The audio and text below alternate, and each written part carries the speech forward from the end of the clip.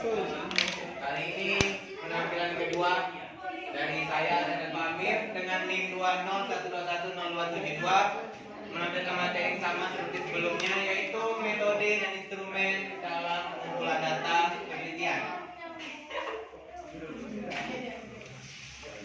Berikut adalah materi yang akan dibahas. Yang pertama ada metode dan instrumen pengumpulan data itu sendiri. Kemudian yang kedua ada kedudukan instrumen pengumpulan data dalam sebuah penelitian. Dan yang ketiga, faktor-faktor yang dipertimbangkan dalam memilih instrumen pengumpulan data guna melakukan sebuah penelitian. Berikut yang pertama, pengertian metode pengumpulan data. Jadi pengumpulan data ini merujuk pada sebuah teknik atau pendekatan yang digunakan untuk informasi atau fakta-fakta yang relevan atau sesuai dalam suatu penelitian, studi, dan analisis. Jadi metode ini merupakan langkah-langkah atau prosedur yang digunakan untuk mengumpulkan data dari suatu penelitian yang ingin kita lakukan. Kemudian yang kedua yaitu instrumen pengumpulan data. Instrumen pengumpulan data ini bisa disebut sebagai alat bantu yang memudahkan seorang peneliti dalam mengumpulkan data-datanya guna menjawab hipotesis penelitiannya ataupun menyelesaikan penelitiannya itu sendiri. Jadi instrumen ini dirancang untuk membantu peneliti dalam mengumpulkan informasi yang diperlukan, menjawab pertanyaan-pertanyaan penelitian, serta mencapai tujuan penelitian yang telah ditetapkan dari awal. Kemudian inilah jenis-jenis dari instrumen penelitian. Terdiri pertama dari angket. Angket ini merupakan kuesioner, di mana kuesioner ini adalah instrumen penelitian yang berisi daftar pertanyaan yang diberikan kepada responden yang disusun secara tertulis dan sistematis. Jadi ketika merancang sebuah pertanyaan untuk responden itu harus memperhatikan keempat hal ini, yaitu kepastian tujuan. Maksudnya kepastian tujuan itu adalah pastikan tujuan penelitian itu memang sudah jelas dan sesuai dengan responden yang ingin diteliti. Kemudian yang kedua, konsistensi. Jadi pertanyaan-pertanyaan dalam kuesioner itu harus konsisten, jangan sampai berubah-ubah. Dan yang ketiga, urutkan pertanyaan. Ini sangat penting, jangan sampai tidak sistematis. Dan yang terakhir, validitas dan reliabilitas. Maksudnya adalah validitas itu berhubungan apakah instrumen itu benar-benar mengukur apa yang kita teliti. Sedangkan reliabilitas, apakah menunjukkan sejauh mana instrumen itu konsisten dan stabil dalam mengukur sebuah data yang ingin diteliti. Nah, yang kedua ada wawancara dan penelitian, yaitu metode pengumpulan data yang melibatkan interaksi secara langsung antara peneliti dengan responden, yang dimana ini memperoleh informasi secara merinci dan lebih dalam. Jadi turun langsung ke lapangan dengan mewawancarai, berbicara, berkomunikasi dengan responden. Bisa juga lewat seperti Zoom seperti sekarang ini, bisa juga lewat online ataupun berbagai media yang menghubungkan antara responden dengan peneliti secara langsung. Dan yang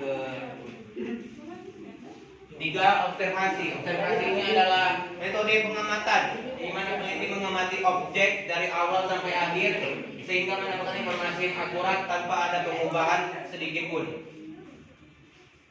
Kemudian yang terakhir yaitu dokumentasi. Dokumentasi ini adalah pengumpulan dokumen atau berkas-berkas yang dikumpulkan dan dilakukan selama proses penelitian seperti rekaman, video, catatan, dan laporan sebagainya. Dan berikut adalah kedudukan instrumen. Instrumen itu memiliki kedudukan yang penting dalam sebuah penelitian seperti berikut. Yang pertama itu pengumpulan data sistematis. Jadi instrumen pengumpulan data itu membantu pengumpulan yang sistematis dan terstruktur yang dilakukan oleh peneliti. Dengan adanya instrumen atau alat bantu ini, peneliti dapat memudahkan peneliti dalam mengurutkan data-data dan laporan yang ingin dilaporkan berikutnya dalam proses selanjutnya. Kemudian mendukung validitas. Maksudnya ini semakin baik instrumen yang kita gunakan, maka akan mendukung kekuatan dari laporan ataupun penelitian kita tersebut. Dan yang ketiga, itu ada pengaruh terhadap kualitas data. Nah, seperti tadi, jika instrumennya baik dan tepat, maka data yang dihasilkan itu dapat dipastikan memang benar dan memiliki tingkat kebenaran yang tinggi. Jadi tidak ada keraguan pada data tersebut. Dan yang terakhir, membantu analisis dan interpretasi. Dan yang kelima, ada fleksibilitas dan adaptabilitas. Jadi instrumen pengumpulan data yang baik itu memiliki fleksibilitas, artinya dapat menyesuaikan dengan situasi dan responden yang berbeda dari suatu penelitian. Dan yang keenam, ada keterpercayaan dan keandalan. Jadi data yang didapat itu harus dapat diandalkan dan dapat diuji dengan ulang, membantu meningkatkan keterpercayaan dan keandalan penelitian tersebut. Jadi penelitian itu dapat dipercaya kebenaran dan kepastiannya. Nah, ini kemudian terakhir faktor-faktor yang dipertimbangkan dalam memilih instrumen penelitian. Ada tujuan penelitian. Jadi dalam mempertimbangkan instrumen itu kita harus melihat apa tujuan penelitian kita. Kemudian yang kedua, bagaimana variabel penelitian yang ingin diteliti. Dan yang ketiga, jenis data apa yang ingin kita ambil, maka sesuaikan pula instrumen pengumpulan atau pengambilan datanya. Berikutnya yaitu karakteristik responden dan objek penelitian. Instrumen itu harus menyesuaikan seperti apa responden yang ingin kita teliti. Jangan sampai pertanyaan mengenai kesehatan tapi kita tanyakan kepada seorang guru atau seperti pekerja, contohnya pekerja buruh. Dan yang kedua yaitu ketersediaan dan keterjangkauan.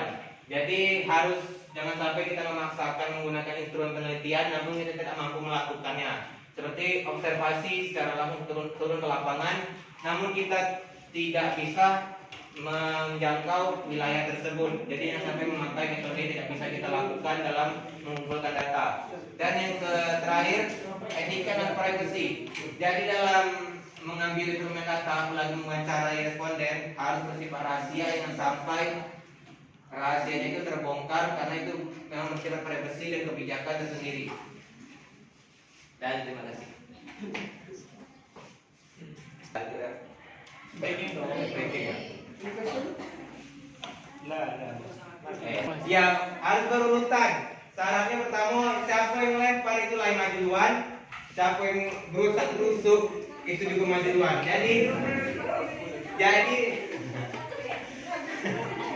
Jadi harus yang berurutan dan santai melempar ke kawan itu, jangan terburu-buru ketika melempar. Nah seperti itu. Ya senang Pak.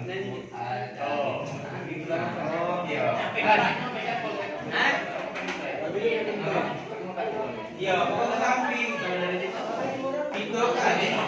Woi, bisa maju dulu dah. Ayo, maju dulu sebentar. Biar enak kali ngobrolnya dilempar-lempar. Ayo, maju. Iya. Sebentar ya. Ayo. Ayo.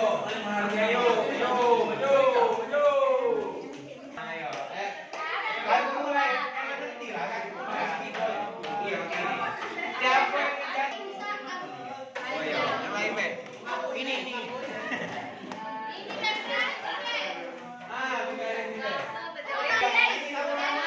Garuda Pancasila, aku pendukungmu.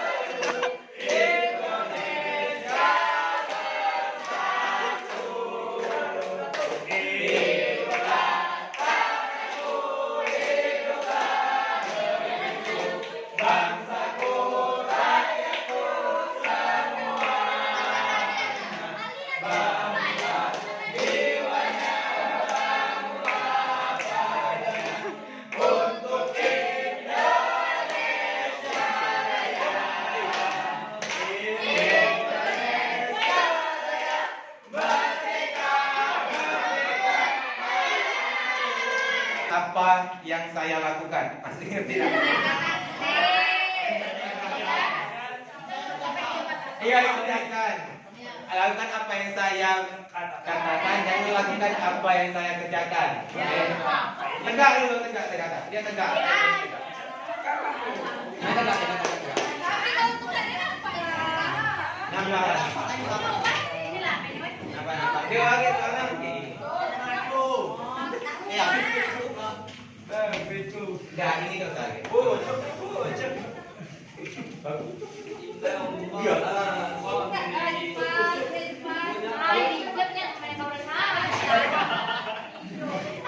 Ya Allah, tegak. Astagfirullah.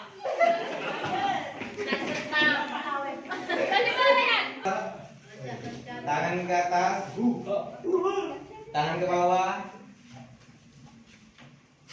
tangan ke atas.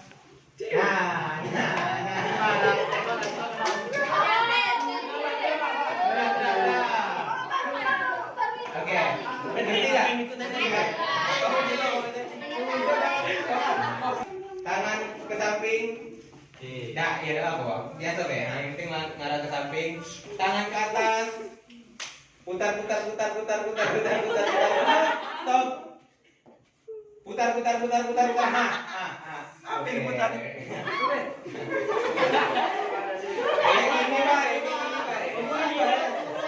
Ini baik. Putar. Stop. Putar, stop.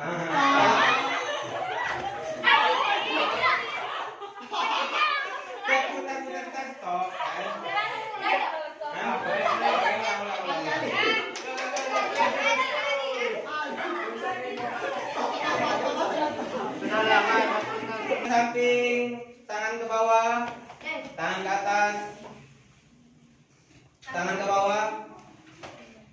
Nah, gitu.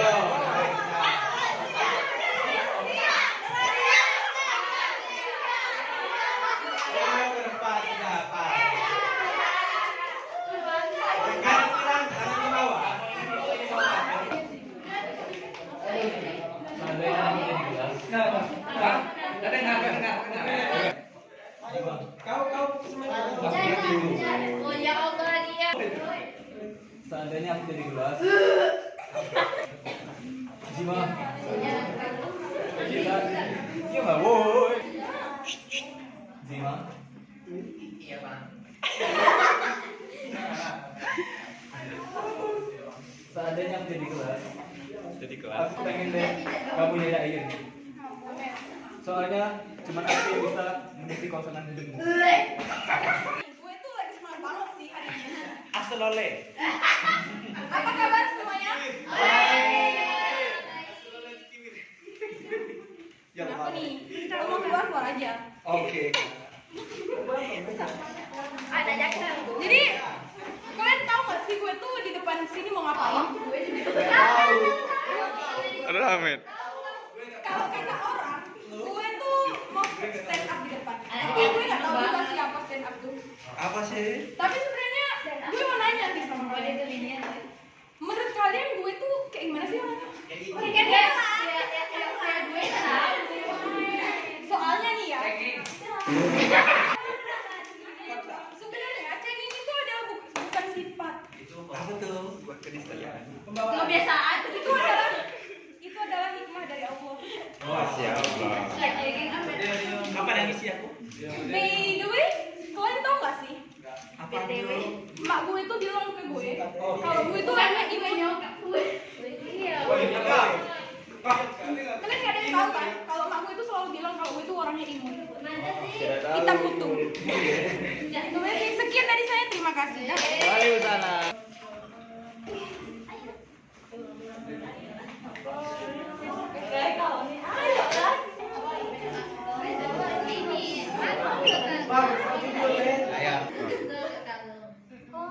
Ayo dong. Nah kan? Ayo. Ya lanjut. Tinggal lanjut deh. Kemar dari tadi lu sudah. 1, 2, 3.